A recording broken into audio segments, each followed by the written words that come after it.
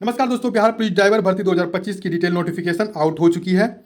इसमें कुल 4361 पद हैं और आइए हम इसके बारे में डिटेल नोटिफिकेशन जानते हैं। तो वीडियो में आगे बढ़ने से पहले दोस्त आपसे रिक्वेस्ट है कि चैनल पर पहली बार बने हैं तो चैनल को प्लीज़ सब्सक्राइब कर लें, बेल आइकन को प्रेस करें ताकि लेटेस्ट अपडेट आप तक पहुंचती रहे। ऐसे ही जानकारी जॉब से रिलेटेड आप तक पहले पहुंचे। तो चलिए वीडियो में आगे बढ़ते हैं। तो ये बिहार पुलिस ड्राइवर की भर्ती 2025 की जो डिटेल नोटिफिकेशन ऑफिशियल नोटिफिकेशन आ चुकी है।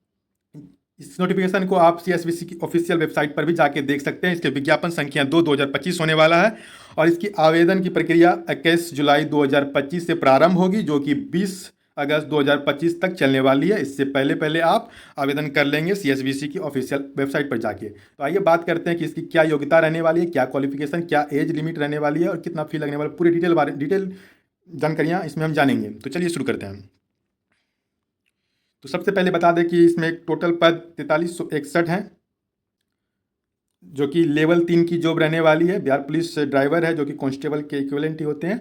और इसका जो बेसिक पेमेंट होता है 21,700 से 69,100 रुपया तक की जाती है। इसमें टोटल पोस्ट है 4361 और इसकी टोटल पोस्ट जो दिया गया है कोटिबार देख सकते हैं। यूआर में 1772, ईडब्ल्यूएस में 436, एससी में 632, एसटी में 24, ईबीसी में 757, बीसी में 492 और बीसीडब्ल्यू पिछड़े वर्गों की महिलाओं के लिए 248 सीट अलग से रिजर्व किया गया। और टोटल वैकेंसी में आपको पता ही होगा बिहार में 35% हॉरिजेंटल रिजर्वेशन गर्ल्स के लिए है।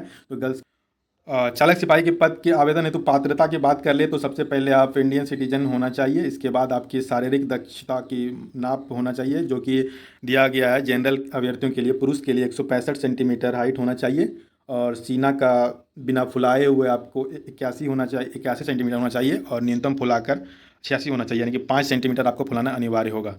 और यहीं पर बात कर ले अत्यंत पिछड़ा वर्ग पुरुष अभ्यर्थियों के लिए 162 सेंटीमीटर होने वाला है ऊंचाई।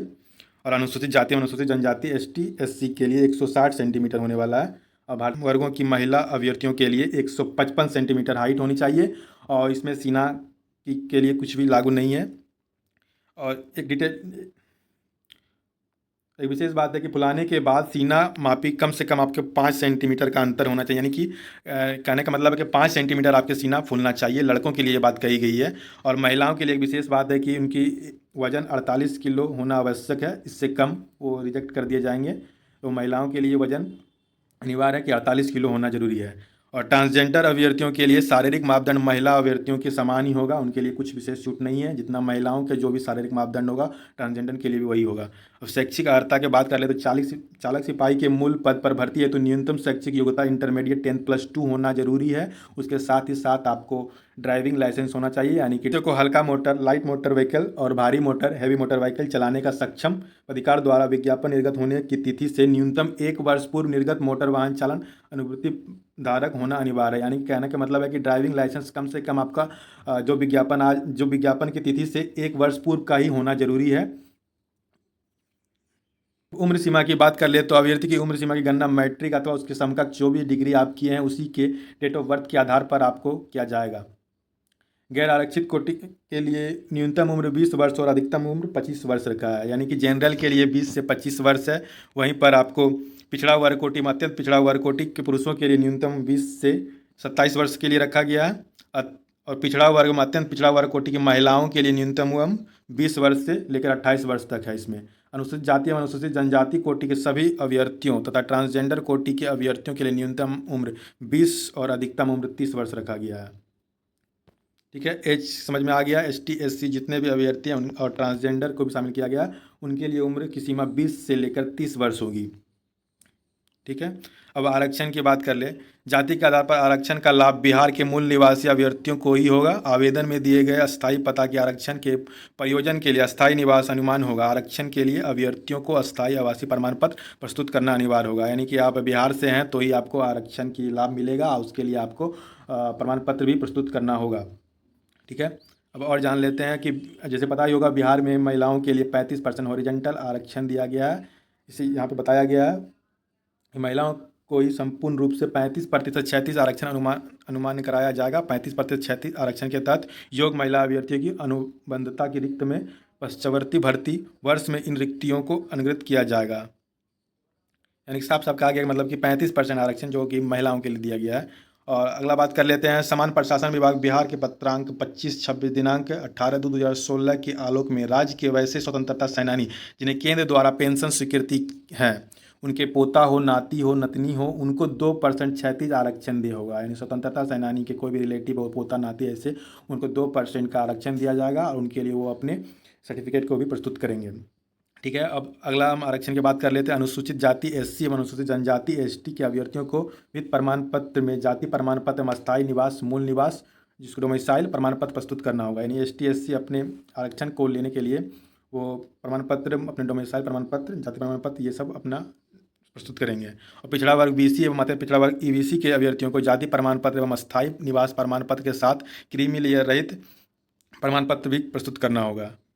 ओबीसी के कैंडिडेट के लिए नॉन क्रीमी लेयर जाति प्रमाण पत्र और निवास प्रमाण पत्र के साथ साथ नॉन क्रीमी लेयर प्रमाण पत्र भी प्रस्तुत करना आवश्यक होगा, तभी आप आरक्षण के लाभ उठा पाएंगे।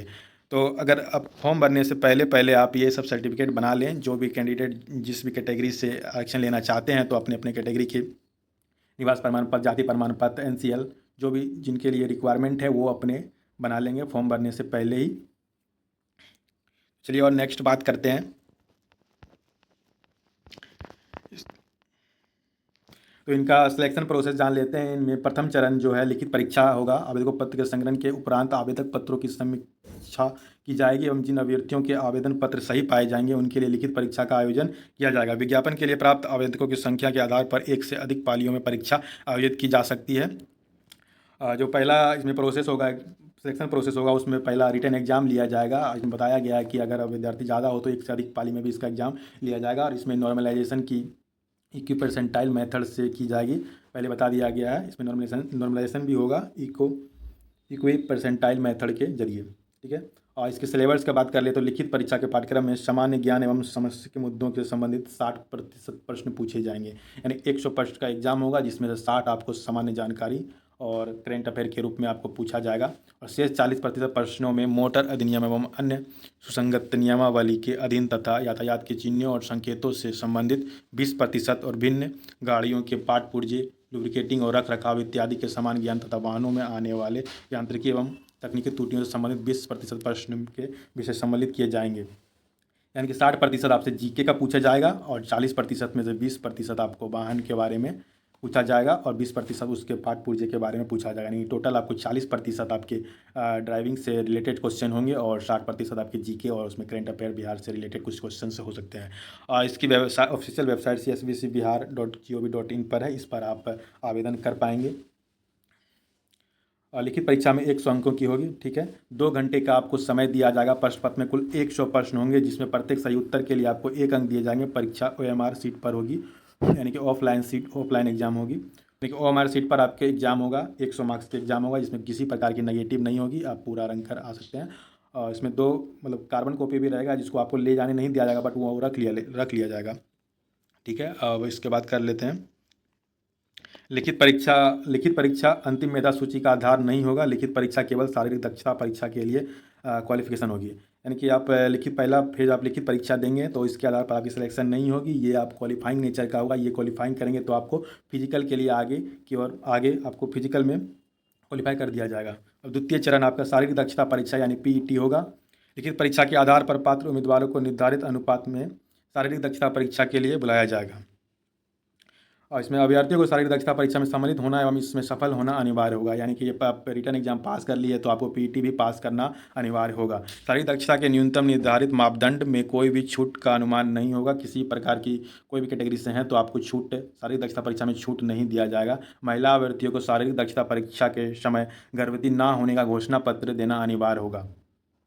अब चालक सिपाही के पद पर नियुक्ति हेतु चयन के द्वितीय चरण में शारीरिक दक्षता परीक्षा में आपको दौड़ कराया जाएगा। दौड़, ऊंची कूद, लंबी कूद एवं गोला फेंक की स्पर्धाएं होगी। इन 4 स्पर्धाओं में अभ्यर्थियों को अलग अलग सफल होना आवश्यक होगा। यानी 4 स्पर्धाएं होंगी, पहला दौड़, ऊंची कूद, लंबी कूद एवं गोला फेंक, सभी में आपको पास करना अनिवार्य होगा। शारीरिक दक्षता परीक्षा के लिए कोई अंक दे नहीं होगा या अहक प्रकृति की होगी, परंतु वित्त अर्हताएँ पूरी नहीं करने वाले अभ्यर्थी असफल घोषित किए जाएंगे। यानी कि आपको PET में भी क्वालिफाइंग नेचर का ही होगा। बिहार पुलिस में पीईटी जो होता है वो आपको मेरिट बेस होता है, मेरिट उससे बनता है, बट इसमें ड्राइवर में आपको ऐसा नहीं है। आपको रिटेन भी आपका क्वालिफाइंग नेचर का ही होगा और शारीरिक दक्षता परीक्षा भी आपको क्वालिफाइंग नेचर का होगा। 4 स्पर्धाएं होंगे जिनमें सभी में आपको पास करना अनिवार्य होगा, बट इससे आपको मेरिट नहीं बनेगा।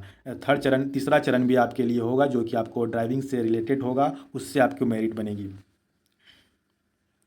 बता दें कि शारीरिक दक्षता जो परीक्षा होगी उसमें सभी कोटि के पुरुषों के लिए 1.6 किलोमीटर की दौड़ होगी, जिसमें अधिकतम समय आपको 7 मिनट दिया जाएगा, जबकि बिहार पुलिस में आपको 6 मिनट मिलते हैं, बट यहाँ पर आपको 7 मिनट दिया जाएगा।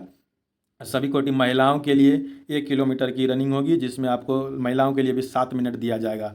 बिहार पुलिस में ऐसा होता है कि उसमें आपको नंबर मिलता है, उससे उसको मेरिट बनता है, बट यहाँ पर आपको सिर्फ और सिर्फ पास कर जाना है। 1.6 किलोमीटर लड़कों के लिए 7 मिनट में और 1 किलोमीटर लड़कियों के लिए 7 मिनट में। 7 मिनट से अधिक अगर आप समय लेते हैं तो वहीं से आप डिस्क्वालीफाई हो जाएंगे, आगे के लिए आप पास नहीं कर पाएंगे। अब पुरुष उम्मीदवारों के लिए ऊंची कूद जो है न्यूनतम ऊंचाई 3 फीट 6 इंच करना है, लंबी कूद 10 फीट करना है और गोला फेंक 14 फीट करना है। 16 पॉइंट की आपकी गोला रहेंगी और जिसको आपको न्यूनतम 14 फीट फेंकना है। अब महिलाओं की बात कर लें तो ऊंची कूद महिलाओं के लिए 2 फीट 6 इंच रखा गया है, लंबी कूद 7 फीट और गोला फेंक न्यूनतम 12 फीट। और यहाँ पे ट्रांसजेंडर अभ्यर्थियों के लिए शारीरिक दक्षता परीक्षा के मानदंड महिला अभ्यर्थियों के समान होंगे। सभी जगह मापदंड में ट्रांसजेंडर को महिलाओं के इक्विवेलेंट ही रखा गया, उनके लिए कोई विशेष से छूट नहीं दिया गया है। और अब देख लेते हैं थर्ड फेज एग्जाम की आपको तीसरा चरण जो होगा, तृतीय चरण मोटर वाहन चालन संबंधी दक्षता जांच के लिए आपको तीसरी चरण में आपकी होगी परीक्षा। शारीरिक दक्षता जांच में सफल अभ्यर्थियों को ही मोटर वाहन चालन संबंधी दक्षता जांच में सम्मिलित होने का अवसर मिलेगा। आप अगर रिटर्न पास कर लेते हैं फिर पीईटी पास कर लेते हैं तब आपको तीसरी चरण मोटर वाहन चालन संबंधी जांच के लिए जांच में अवसर दिया जाएगा। इस दक्षता जांच का अधिकतम आधारित अंक 100 होगा। उम्मीदवारों के प्रदर्शन के आधार पर उन्हें निम्नलिखित रीति से अंक प्रदान किए जाएंगे, यानी कि ये तीसरा फेज भी आपको 100 नंबर का होगा, जिसका मतलब अलग अलग मार्क्स क्या होगा। पहला फेज है परीक्षा हेतु एक टेस्टिंग ट्रैक, जैसे नीचे आप देख सकते हैं ये जो टेस्टिंग ट्रैक है होगा, जिसमें छोटी गाड़ी जीप तथा कार को AH एवं BG AH से BG के रास्ते उल्टे रूप से प्रवेश करना होगा और आयताकार ट्रैक के अंदर गाड़ी का रुख बदलकर पुनः उल्टे रूप में BG एवं AH के रास्ते से ही बाहर आना होगा। और इसमें एक नोट करके दिया हुआ है, यदि खंबे या ट्रैक की सीमा से गाड़ी का कोई भाग स्पर्श करता है तो उम्मीदवार को अयोग्य घोषित कर दिया जाएगा। यानी कि ये जो ट्रैक आपको दिया गया है AH से पहले आपको आना, फिर उल्टे आपको जाना है। छोटा गाड़ी जीप या कार का टेस्ट करना होगा। इसमें आपको बताया गया है कि उपयुक्त टेस्टिंग ट्रैक में जीप एवं कार चलाने में अंकों का अवधारण निम्न प्रकार से है, यानी कि जीप चलाने की दक्षता की जांच के लिए आपको 40 मार्क्स होंगे। फेज थर्ड में आपको 100 मार्क्स का एग्जाम होगा, जिसमें से पहला आपको जीप चलाने की दक्षता जांच के लिए अधिकतम 40 अंक होंगे, जो कि 1 मिनट तक 3 गियर में 40 नंबर देंगे। 1 मिनट तक 5 गियर में 32 नंबर। अगर 1 मिनट से अधिक परंतु 2 मिनट तक आप करते हैं तो आपको 5 गियर में तो 24 अंक दिए जाएंगे, और 2 मिनट से अधिक परंतु 3 मिनट तक करते हैं तो 16 अंक दिए जाएंगे। यानी 40 अंक का आपको जीप चलाने का एग्जाम होगा, उसमें इस प्रकार से दिया जाएगा। 1 मिनट तक आप 3 गियर रख लेते हैं तो आपको फुल 40 नंबर दे दिया जाएगा। इसी तरह आपको पूरा 40 नंबर का एग्जाम होगा। अब 3 मिनट से अधिक समय अगर ले लेते हैं इस टेस्ट में तो 5 से अधिक गियर परिवर्तन करने वाले अभ्यर्थी असफल माने जाएंगे। यानी आपको इस टेस्ट में 3 मिनट से ज़्यादा नहीं लेना है, और 5 से अधिक गियर आप बदल दिए तो भी आप इसमें फेल हो जाएंगे, यहीं से आप आगे की प्रक्रिया में नहीं जा पाएंगे। देन आपका दूसरा होगा कार चलाने की क्षमता की जाँच। जीप चलाने के बाद आपको कार चलाने की क्षमता की जांच किया जाएगा। इसमें भी आपको 40 अंक दिए जाएंगे, जो कि अब 1 मिनट तक अगर 3 गियर में कार चलाते हैं तो आपको 40 अंक, 1 मिनट तक आप 5 गियर तक बदलते हैं तो आपको 32 अंक दिए जाएंगे। अधिकतम 40 में से आपको 32 दिया जाएगा। 1 मिनट से अधिक परंतु 2 मिनट तक आप करते हैं तो 5 गियर में 24 अंक दिए जाएंगे। वहीं 2 मिनट से अधिक परंतु 3 मिनट तक करते हैं तो 5 गियर में तो आपको 16 अंक दे दिए जाएंगे। इस प्रकार आपके ये टेस्ट कंप्लीट होंगे। अब तीसरा टेस्ट हो जाएगा आपका हेवी मतलब बड़े गाड़ी के लिए बस या ट्रक चलाने की क्षमता की जांच के लिए अधिकतम अंक आपको 20 दे दी जाएंगे। 40 आपको जीप के लिए, 40 आपको कार के लिए दिया जा रहा था। 2 टेस्ट आपका हो जाएगा। देन आपका तीसरा टेस्ट हो जाएगा जो कि आपको हैवी मोटर व्हीकल चलाना होगा, बस या ट्रक चलाने को दे दिया जाएगा आपको, जो कि 20 नंबर का होगा। और इसमें दिया गया सभी गियर बदलकर बिना गियर आवाज़ के गाड़ी चलाने पर 8 अंक आपको दे दिए जाएंगे। और गाड़ी को आगे चलाकर 8 का चित्र बनाना होगा, जिसके लिए आपको 4 अंक दिए जाएंगे। गाड़ी को पीछे चलाते हुए 8 का चित्र बनाएंगे तो आपको इसके लिए भी 8 नंबर दे दिया जाएगा। टोटल इसमें आप 20 नंबर गेन कर सकते हैं। और पहले के 2 टेस्ट में आप 40-40, 80 यानी टोटल मिलाकर 100 मार्क्स का आपका। अब चतुर्थ चरण आपके लिए होगा दस्तावेज यानी डॉक्यूमेंट वेरिफिकेशन होगा। आप ये तीनों चरण को पास करने के बाद आप चौथे में डॉक्यूमेंट वेरिफिकेशन करेंगे, फिर आपका जॉब मतलब आपको मेरिट जारी किया जाएगा। मेरिट में आप सफल होते हैं तो आपको ये जॉब मिल जाएगा। ये थी पूरी जानकारी। और इस पे और भी दिया हुआ है मेधा सूची के बारे में।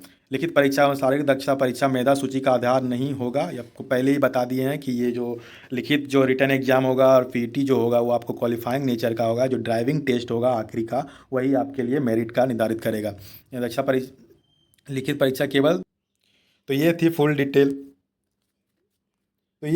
डिटेल बिहार पुलिस ड्राइवर भर्ती 2025 की पूरी नोटिफिकेशन की बात हमने कर लिया। सारे कुछ बता दिया हूँ। अगर आई होप आपको ये वीडियो अच्छा लग रहा होगा तो चैनल को प्लीज़ सब्सक्राइब भी करें, वीडियो को लाइक करें और अपने दोस्तों के साथ शेयर करें जिनको इनकी ज़रूरत हो, जो भी इनका अप्लाई कर ले ताकि ये छूट ना जाए। धन्यवाद। ये थी पूरी डिटेल में जानकारी आपको बता दी है। अब आपको बताते हैं कि इसमें आपको फ़ी कितना लगने वाला है। अगर आप ST SC हैं, किसी ST SC अभ्यर्थी हैं, पुरुष अभ्यर्थी हैं तो आपको 180 रुपये का फ़ी लगने वाला है। अगर आप महिलाएं हैं, बिहार के राज्य की सभी महिलाओं के लिए और ट्रांसजेंडर के लिए भी 180 रुपये का फ़ी लगने वाला है। बाकी जो भी जनरल कैंडिडेट और OBC कैंडिडेट मेल हैं उनके लिए 675 रुपये का फ़ी लगने वाला है।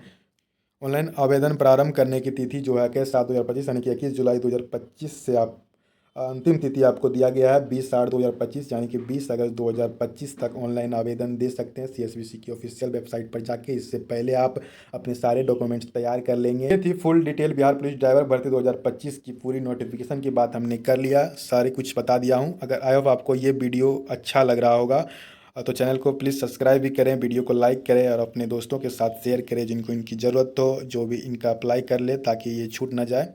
धन्यवाद।